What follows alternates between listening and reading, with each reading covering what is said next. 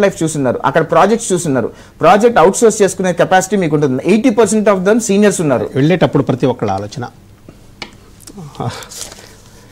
వినోద్ గారు చెప్పగలరు. వెళ్ళేటప్పుడు ప్రతి ఒక్కళ్ళ ఆలోచన వెళదాము, మంచి నాలెడ్జ్ సంపాదిద్దాము, సంపాదించిన తర్వాత ఆ కంపెనీలో ఎక్స్పీరియన్స్ని మనం ఇండియా తీసుకొచ్చి ఇండియాలో మనం ఒక కంపెనీ స్టార్ట్ చేద్దాము, మన దగ్గర కొంతమంది చేత పని చేపిద్దాము, నా నాలెడ్జ్ని ఇక్కడికి తీసుకొచ్చి ఒక సంపద సృష్టిద్దాము, నాకంటూ ఒక లైఫ్ కాకుండా నా చుట్టుపక్కల ఒక లైఫ్ కల్పిద్దామనేటువంటిది ప్రతి ఒక్కళ్ళ ఆలోచన ఉంటుంది.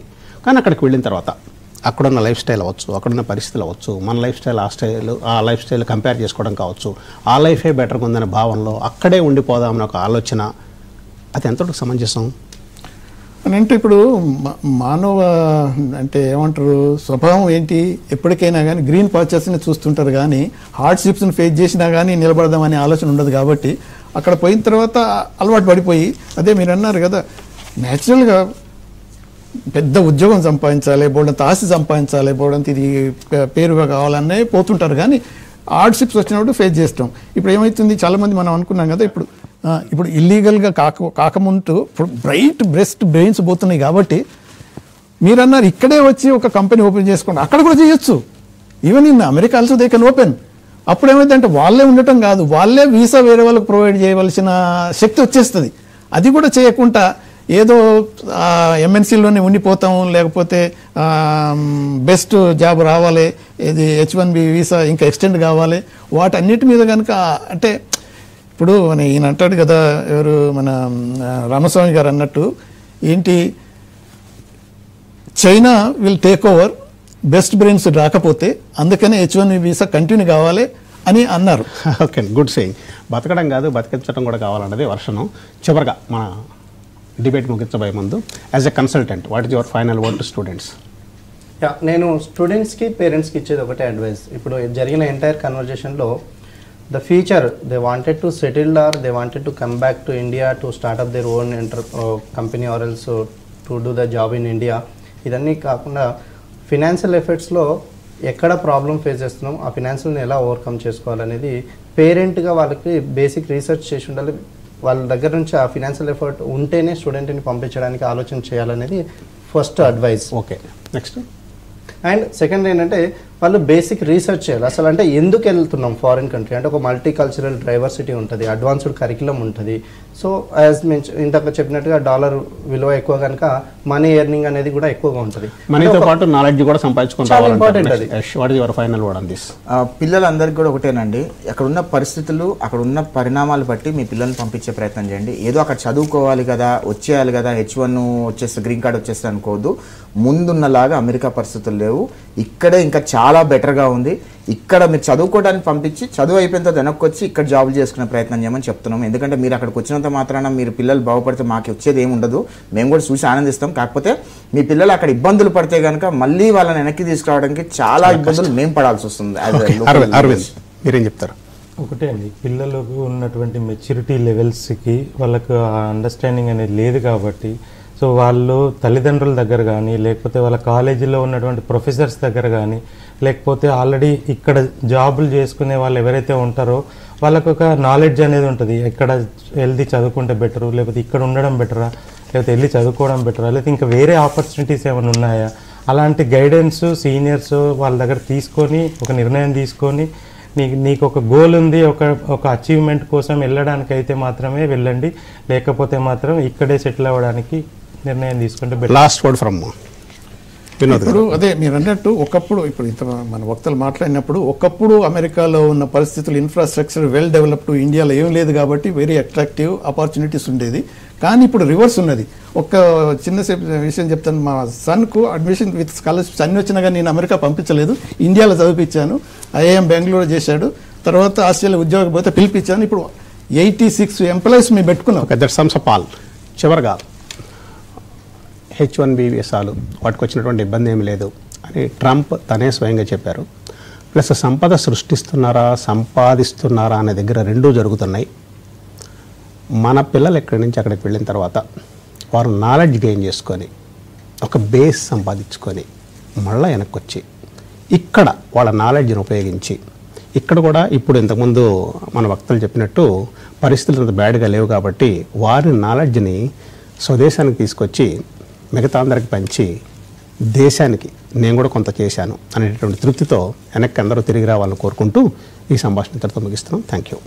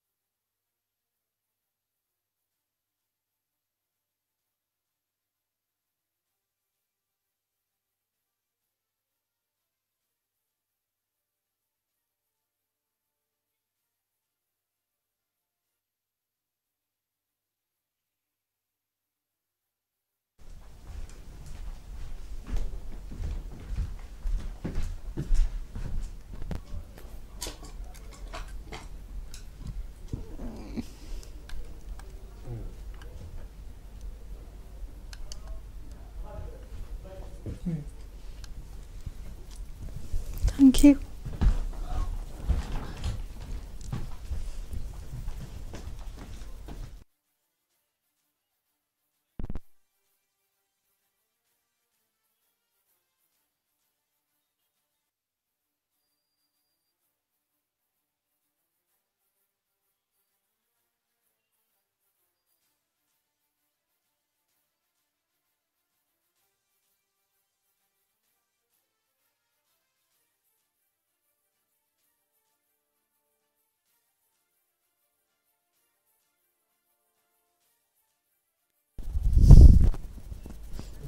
Hello, mic check 1 2 3.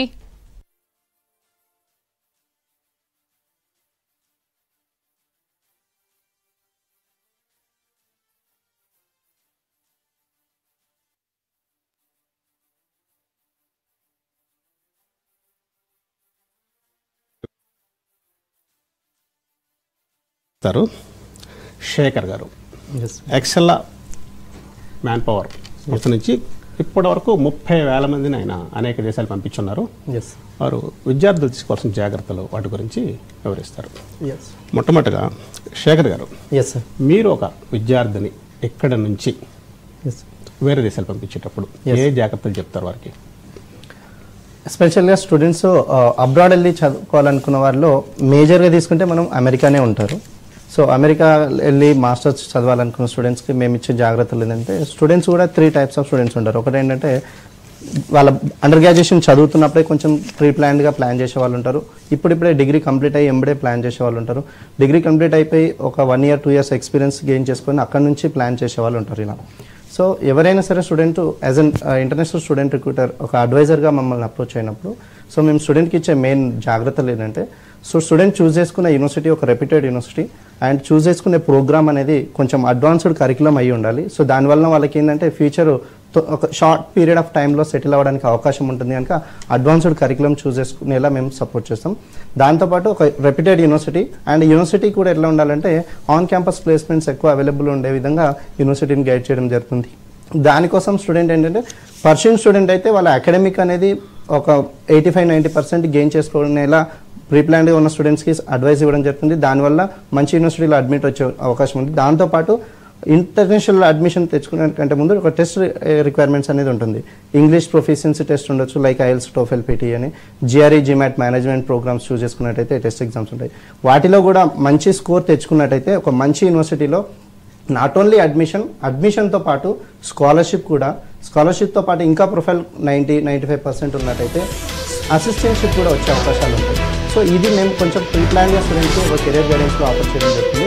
దీనివల్ల తక్కువ ఖర్చులో స్టూడెంట్ కంప్లీట్ చేసుకోవచ్చు. థియరిటికల్ నాలెడ్జ్తో పాటు అసిస్టెంట్ కంప్లీట్ చేసినట్టయితే అండర్ ప్రొఫెసర్ కింద వర్క్ చేసుకుంటూ ప్రాక్టికల్ నాలెడ్జ్ కూడా గెయిన్ చేసుకునే అవకాశాలు ఉంటాయి. సో మాదాపూర్లోని అయ్యప్ప సొసైటీలో అక్రమంగా నిర్మించిన 5 అంతస్తుల భవనాన్ని హైడ్రా కూల్చివేస్తోంది. నిన్న ఈ భవనాన్ని పరిశీలించిన హైడ్రా చీఫ్ రంగనాథ్ ఇతర అధికారులు ఈ రోజు ఉదయం భారీ బుల్డోజర్లతో వచ్చి కూల్చివేతల పనులు ప్రారంభించారు. అయ్యప్ప సొసైటీలోని 100 ఫీట్ రోడ్ కు ఆనుకుని ఉన్న ఈ భవనం అక్రమ కట్టడమని హైడ్రాతో పాటు హైకోర్టు కూడా ఇప్పటికే నిర్ధారించింది. బిల్డింగ్ యజమానికి గతేడాది నోటీసులు జారీ చేసినట్లు జీహెచ్ఎంసీ అధికారులు తెలిపారు. ఈ నేపథ్యంలోనే హైడ్రా అధికారులు బిల్డింగ్ కూల్చివేత పనులు మొదలుపెట్టారు.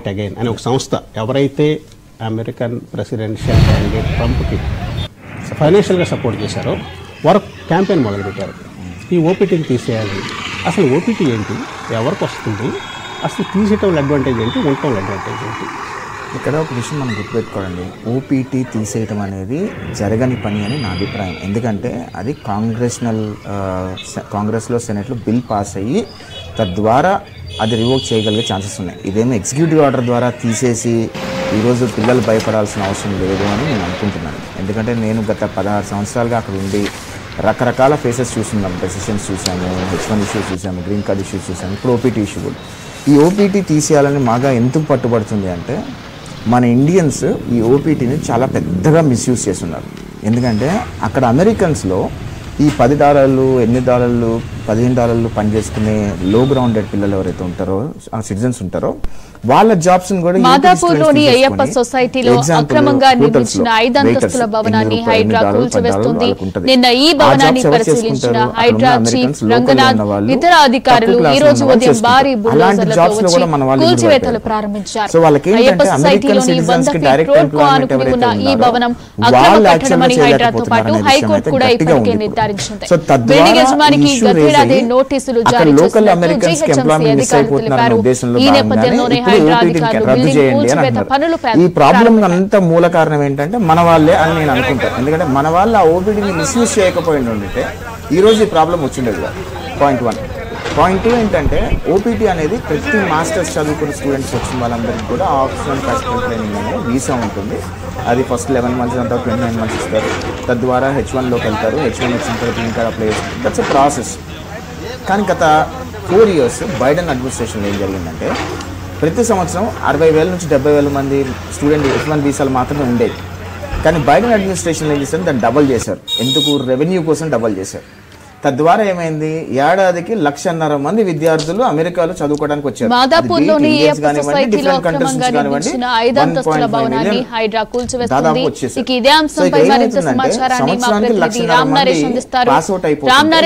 ఉద్యోగాలు కల్పించగలిగారు. గత 4 సంవత్సరాలు దాదాపు 6-7 లక్షల మంది విద్యార్థులు వచ్చేసారు. అక్కడ ఉద్యోగాలు లేవు. వీళ్ళందరూ ఓపీటీలు సిపిటీలు తీసుకొని బయటకు వచ్చారు. వాళ్ళు ఆర్ట్ జాబ్స్ చేసుకున్నారు. ఇక్కడ ఏంటి 30 లక్షలు 40 లక్షలు 50 లక్షలు లోన్లు తీసుకొని మాస్టర్ చదువుకోవడానికి వస్తారు. వాళ్ళు ఓపీటీలు వచ్చి రాగానే వాళ్ళు లోన్లు కట్టుకోవాలి. వాళ్ళు అక్కడ ఉంటాను, తిండి బట్ట అన్ని ఉండాలి. సో వాళ్ళు ఏం చేస్తారు, ఉద్యోగాలు లేనప్పుడు ఆర్ట్ జాబ్స్ చేస్తున్నారు, దొడ్డిదారులు దొరుకుతున్నారు, ఇల్లీగల్ జాబ్స్ చేస్తున్నారు. తద్వారా దొరికిపోతున్నారు పిల్లలు. ఆ పిల్లల జీవితాలు సర్వనాశనం అయిపోతున్నాయి, జైలుకి వెళ్తున్నారు. ఇవన్నీ చాలా కాంప్లికేషన్స్.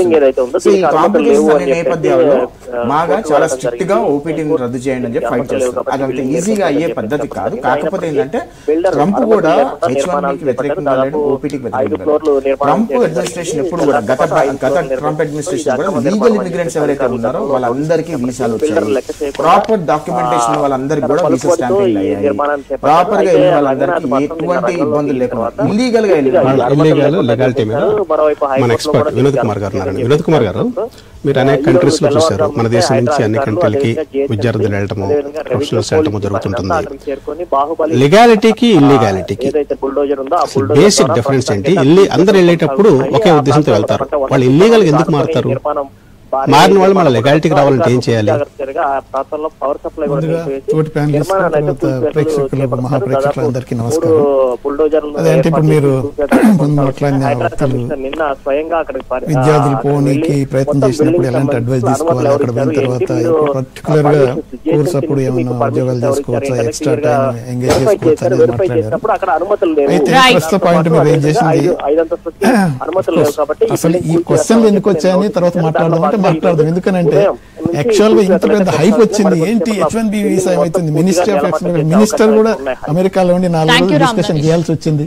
ఇదంతా ఎందుకు వస్తుంది అని అంటే ట్రంప్ అప్పుడు మొదట వచ్చినప్పుడు ఏదైతే కొద్దిగా యాంటీ మైగ్రెంట్ పాలసీస్ తీసుకొచ్చి ఏదో చేయాలన్న ఉద్దేశంతోనైతే కొన్ని అయితే ట్రావెల్ బ్యాన్ కూడా పెట్టేశాడు, మాస్ డిపోర్టేషన్ అన్నాడు. ఇప్పుడు కూడా అదే అవుతుందనే భయంతో 2015 నుంచి 2021 సంవత్సరంలో ట్రంప్ మొట్టమొదటిసారి అధ్యక్షుడిగా ఉన్న తర్వాత ఆయన వ్యవహరించిన తీరు అదే విధంగా ఉండబోతుంది అనేటువంటి సందిగ్ధం ప్రజల్లో ఉంది. కాబట్టి ఇప్పుడు ఆ సమస్య మళ్ళీ వస్తుంది. అంటే ఒకసారి ఎలక్షన్స్ క్యాంపెయిన్ కనుక మనం ఒకసారి ఎంకరేజ్ చూసినట్టయితే మెజారిటీ అంటే మెయిన్ పాయింట్ ఏంటంటే యాంటీ ఇమిగ్రేషన్ రెటోరిక్ ట్రంప్ తీసుకున్నది, ఆయన గ్రూప్ కూడా తీసుకున్నది. ఇక అనలైజ్ చేస్తే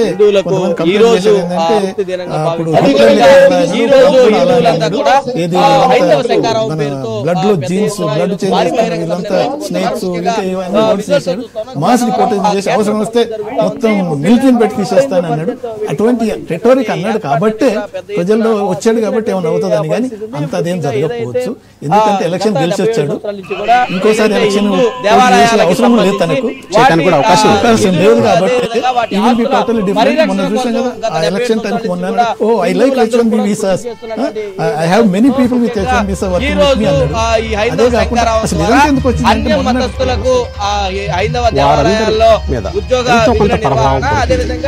ఏదైతే లాస్ట్ అధ్యక్షుడు ఉన్నప్పుడు ముఖ్యంగా ఈ రోజు కొంత అనిశ్చితి ఎదుర్కోవడం జరిగింది. ఈసారి ఈ విధంగా మిగతా అంశాలు ఏదైతే ఉన్నాయో ప్రభుత్వాల చేతిలో దేవాదాయ శాఖ అనేది ఉండటానికి వీల్లేదు. వీటికి సంబంధించి ఈ హిందూ దేవాలయాల కూల్చివేతలు కావచ్చు, అనేక రకాలైనటువంటి ఇబ్బందులు పడుతున్నటువంటి నేపథ్యంలో దాదాపుగా పెద్ద ఎత్తున హిందూ బంధువులందరూ కూడా తరలి వచ్చినటువంటి పరిస్థితులు. దాదాపుగా 5 లక్షల మందికి ఇక్కడ పెద్ద ఎత్తున ఏర్పాట్లు అయితే చేశారు. ఈ ఏర్పాట్లకు సంబంధించి కూడా విశ్వ హిందూ పరిషత్ ప్రోగ్రామ్ 12 గంటలకైతే ప్రారంభం కాబోతుంది. 12 గంటలకు ప్రోగ్రామ్ కూడా ఇప్పటికే దాదాపుగా 2 గ్యాలరీలు అంటే మెయిన్ గ్యాలరీస్ 2 కూడా ఇప్పటికే దాదాపు ఇంకా లక్షలాదిగా తరలి వస్తా ఉన్నారు. పోలీస్ బందోబస్తు కావచ్చు, ట్రాఫిక్ డ్రైవర్స్ కావచ్చు, అన్ని రకాలుగా జాగ్రత్తలు తీసుకున్నారు. వారితో పాటుగా దాదాపు 3000 మంది పోలీసులతో ఈ భద్రతా కార్యక్రమాలు నిర్వహిస్తా ఉన్నారు. అదేవిధంగా వాటితో పాటు విశ్వ హిందూ పరిషత్ ఆధ్వర్యంలో ఎవరైతే సంబంధికులు ఉన్నారో వారందరూ కూడా ఏర్పాట్లు కూడా చేసినట్టుంది. దాదాపుగా 300 బస్సుల నుంచి 300 బస్సులు లో ప్రజలందరూ కూడా తరలి వస్తా ఉంటే, అదేవిధంగా 7 ప్రత్యేకమైనటువంటి రైళ్లు కూడా ఏర్పాటు చేసినటువంటి పరిస్థితి ఉంది. అదేవిధంగా 20,000 బైకులు, 10,000 కార్లను బంధువులందరూ కూడా తరలి పరిస్థితి ఇప్పటికే చూస్తా ఉన్నాం. దాదాపు అంటే స్పెషల్ గా స్టూడెంట్స్ అబ్రాడ్ వెళ్ళి చదువుకోవాలనుకున్న వాళ్ళు మేజర్ గా తీసుకుంటే మనం అమెరికానే ఉంటారు. సో అమెరికా వెళ్ళి మాస్టర్స్ చదవాలనుకున్న స్టూడెంట్స్ కి మేము ఇచ్చే జాగ్రత్తలు, స్టూడెంట్స్ కూడా 3 టైప్స్ ఆఫ్ స్టూడెంట్స్ ఉంటారు. ఒకటి ఏంటంటే వాళ్ళ అండర్ గ్రాడ్యుయేషన్ చదువుతున్నప్పుడే కొంచెం ప్రీ ప్లాన్ గా ప్లాన్ చేసేవాళ్ళు. ఇప్పుడిప్పుడే డిగ్రీ కంప్లీట్ అయ్యి ఎంబడే ప్లాన్ చేసేవాళ్ళు ఉంటారు. డిగ్రీ కంప్లీట్ అయిపోయి ఒక 1 year 2 years ఎక్స్పీరియన్స్ గెయిన్ చేసుకుని అక్కడి నుంచి ప్లాన్ చేసేవాళ్ళు ఉంటారు. సో ఎవరైనా సరే student as an international student recruiter ఒక అడ్వైజర్ గా మమ్మల్ని అప్రోచ్ చేయడం. సో మేము స్టూడెంట్కి ఇచ్చే మెయిన్ జాగ్రత్తలు ఏంటంటే, సో స్టూడెంట్ చూస్ చేసుకునే యూనివర్సిటీ ఒక రెప్యూటెడ్ యూనివర్సిటీ అండ్ చూస్ చేసుకునే ప్రోగ్రామ్ అనేది కొంచెం అడ్వాన్స్డ్ కరికులం అయి ఉండాలి. సో దానివల్ల వాళ్ళకి ఏంటంటే ఫ్యూచర్ ఒక షార్ట్ పీరియడ్ ఆఫ్ టైంలో సెటిల్ అవ్వడానికి అవకాశం ఉంటుంది కనుక అడ్వాన్స్డ్ కరికులం చూస్ చేసుకునేలా మేము సపోర్ట్ చేస్తాం. దాంతోపాటు ఒక రెప్యూటెడ్ యూనివర్సిటీ అండ్ యూనివర్సిటీ కూడా ఎట్లా ఉండాలంటే ఆన్ క్యాంపస్ ప్లేస్మెంట్స్ ఎక్కువ అవైలబుల్ ఉండే విధంగా యూనివర్సిటీని గైడ్ చేయడం జరుగుతుంది. దానికోసం స్టూడెంట్ ఏంటంటే పర్సన్ స్టూడెంట్ అయితే వాళ్ళ అకాడమిక్ అనేది ఒక 85-90% గెయిన్ చేసుకునేలా ప్రీప్లాన్డ్గా ఉన్న స్టూడెంట్స్కి అడ్వైస్ ఇవ్వడం జరుగుతుంది. దానివల్ల మంచి యూనివర్సిటీలో అడ్మిట్ వచ్చే అవకాశం ఉంది. దాంతోపాటు ఇంటర్నేషనల్ అడ్మిషన్ తెచ్చుకునే కంటే ముందు ఒక టెస్ట్ రిక్వైర్మెంట్స్ అనేది ఉంటుంది. ఇంగ్లీష్ ప్రొఫిషియన్సీ టెస్ట్ ఉండొచ్చు, లైక్ ఐఎల్స్, టోఫెల్, పీటీ అని. జిఆర్ఈ, జిమాట్ మేనేజ్మెంట్ ప్రోగ్రామ్స్ చూస్ చేసుకున్నట్టయితే టెస్ట్ ఎగ్జామ్స్ ఉంటాయి. వాటిలో కూడా మంచి స్కోర్ తెచ్చుకున్నట్టయితే ఒక మంచి యూనివర్సిటీలో నాట్ ఓన్లీ అడ్మిషన్తో పాటు స్కాలర్షిప్తో పాటు ఇంకా ప్రొఫైల్ 90-95% ఉన్నట్టయితే అసిస్టెంట్షిప్ కూడా వచ్చే అవకాశాలు ఉంటాయి. సో ఇది మేము కొంచెం ప్రీ ప్లాన్గా స్టూడెంట్కి ఒక కెరీర్ గైడెన్స్లో ఆఫర్ చేయడం జరుగుతుంది. దీనివల్ల తక్కువ ఖర్చులో స్టూడెంట్ కంప్లీట్ చేసుకోవచ్చు. థియరిటికల్ నాలెడ్జ్తో పాటు అసిస్టెంట్షిప్ కంప్లీట్ చేసినట్టయితే అండర్ ప్రొఫెసర్ కింద వర్క్ చేసుకుంటూ ప్రాక్టికల్ నాలెడ్జ్ కూడా గెయిన్ చేసుకునే అవకాశాలు ఉంటాయి. సో ఈ విధంగా మేము స్టూడెంట్కి ఒకటి కెరీర్ గైడెన్స్ అనేది ఇవ్వడం జరుగుతుంది. దీని ద్వారా స్టూడెంట్ ఒక మంచి యూనివర్సిటీలో అడ్మిషన్ తీసుకున్నట్టయితే తక్కువ టైంలో వాళ్ళు సెటిల్ అవ్వడానికి అవకాశాలు ఎక్కువగా ఉంటాయి. ఓకే శేఖర్ గారు. సురేష్, ఇప్పుడు స్టూడెంట్స్ని ఆయన పంపించారు. స్టూడెంట్స్ అనేక ఏజెన్సీల ద్వారా వెళ్తూ ఉంటారు.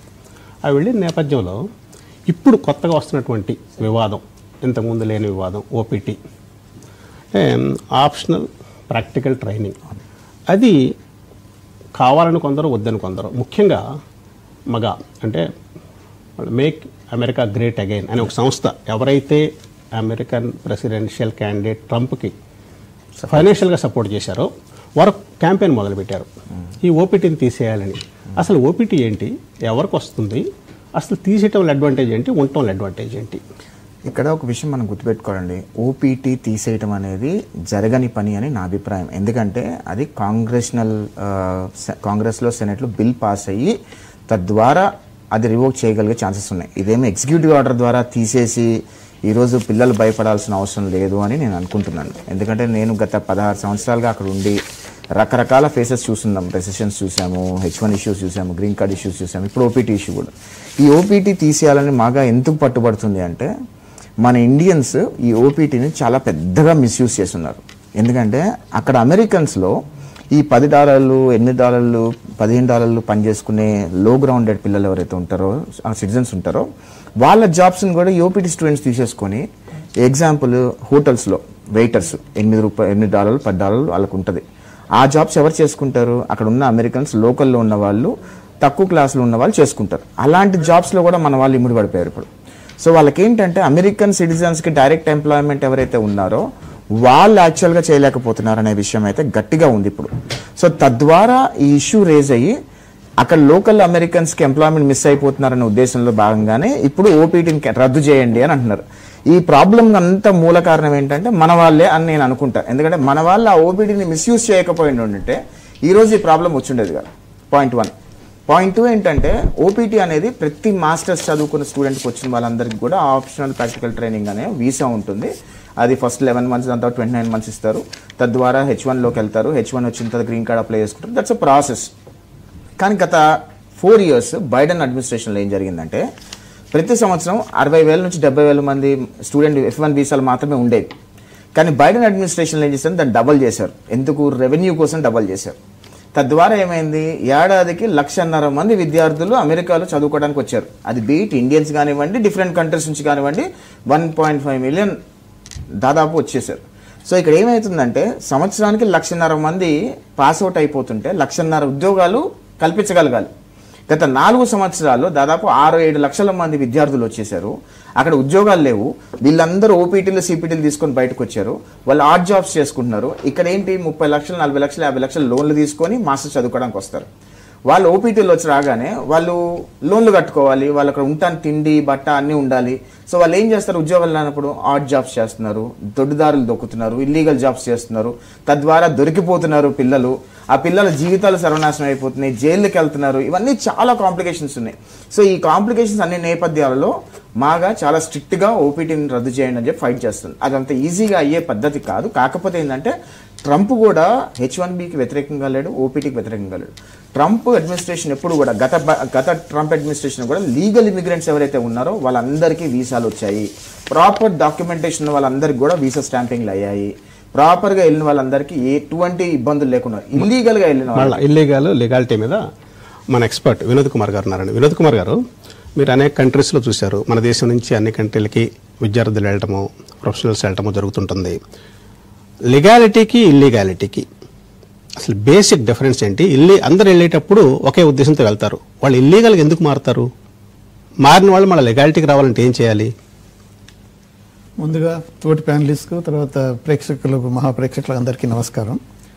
అదే అంటే ఇప్పుడు మీరు ముందు మాట్లాడిన వక్తలు విద్యార్థులు పోనీకి ప్రయత్నం చేసినప్పుడు ఎలాంటి అడ్వైస్ తీసుకోవాలి, అక్కడ పోయిన తర్వాత ఇప్పుడు పర్టికులర్గా కోర్స్ అప్పుడు ఏమైనా ఉద్యోగాలు చేసుకోవచ్చా, ఎక్స్ట్రా